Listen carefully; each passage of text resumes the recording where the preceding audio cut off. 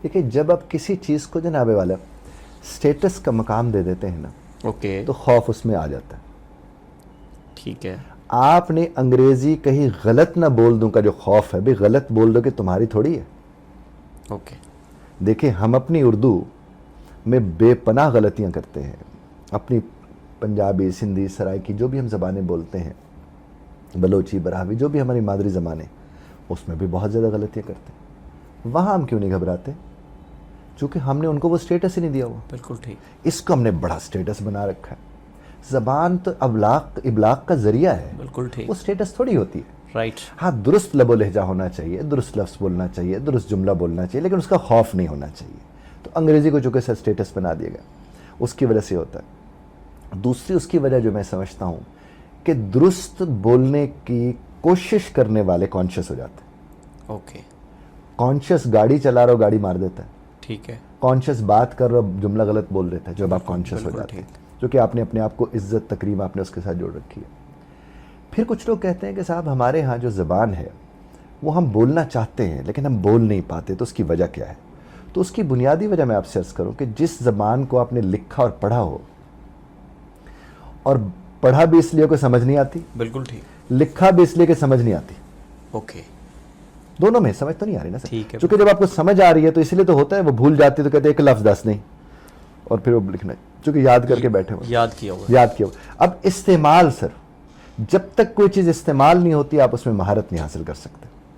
آپ نے پڑھا, ترجمے تک تو سر ہم یاد کرتے, ترجمہ یاد کرنا. بالکل ٹھیک. میرا اللہ معاف رکھے, یہ جملہ ہی ذرا غور طلب ہے کہ ترجمے کو بھی کوئی یاد کرتا ہے. بالکل. ترجمہ یاد کرنا سیکھا جاتا ہے ہمارے ہاں. اوکے. ویسے ترجمہ کرنا سیکھنا چاہیے. آپ کا 10ویں کا بچہ ہے, 11ویں 12ویں کا بچہ ہے جو بھی ترجمہ یاد کر رہے ہیں. اچھا ادھر سے سمری کا مطلب کیا ہوتا ہے کہ بہت ساری گفتگو ہوئی کہیں, اس میں سے جو اس کا لب لباب تھا, جو اس کا خلاصہ تھا, آپ اپنے لفظوں میں جو آپ کو سمجھ آئے بیان کر دیں. ہم سمری بھی کسی کی لکھی ہوئی یاد کرتے ہیں, بلکہ تو ہم تو چھوٹی سمری لب کے یاد کرنے والی قوم ہے. ہمیں استاد بھی وہ اچھے لگتے تھے جو ایک ہی صفحے پہ چھوٹے فونٹ کے ساتھ سمریز دے دیتے تھے اور ہم ان کو رٹ رٹ کے پیش کر کے آ جاتے تھے. بولنا ایک اور چیز ہے. بالکل ٹھیک. اب دیکھیں جو بولنے والی انگریزی ہے وہ تو کہیں ہے ہی نہیں. اوکے. مطلب لکھنے بولنے والی انگریزی مختلف ہے تو مختلف, لیکن ہمیشہ سر زبانیں تو اردو میں بھی آپ تحریر دیکھ لیجیے اور ہوگی, تقریر اور ہوگی, بولنا تو اور ہوتا ہے, لکھنا اور ہوتا ہے, یہ تو ہر جگہ پر ہوتا ہے. میرے پاس ایک صاحب تشریف لائے, میں آفس میں بیٹھا تھا تو باہر میرے ریسیپشن پر وہ جو ایک لڑکا بیٹھا تھا, اس سے انہوں نے کہا کہ مجھے آپ کے جو یہاں جو ادارہ چلا رہے ہیں ان سے ملنا ہے. بزرگ تھے, میں ایسے باہر کسی وجہ سے نکلا تو میں نے دیکھا بزرگ بیٹھے ہوئے, تو میں نے کہا کہ یہ کس سے ملنے آئے ہیں؟ کہنے کہ یہ آپ سے ملنے آئے ہیں. میں نے کہا تو پھر آپ ان کو انتظار کیوں کروا رہے ہیں, تشریف لیں اندر آ کے بیٹھے. میرے سامنے بیٹھے, میں نے کہا جی سر فرمائیے. کہتے مجھے انگریزی سیکھنی ہے.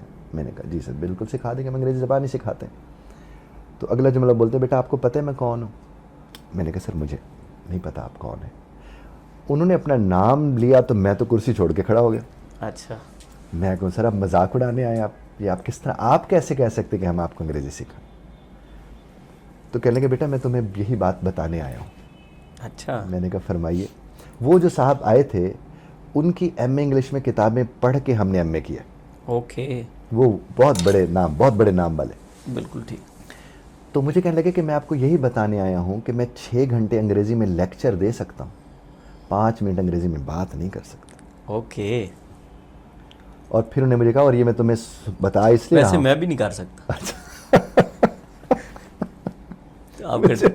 مجھے وہ فرمانے لگے کہ میں یہ بتانے آپ کو اس لیے یہ بات آیا ہوں کہ آپ یہ بات لوگوں تک پہنچائیں.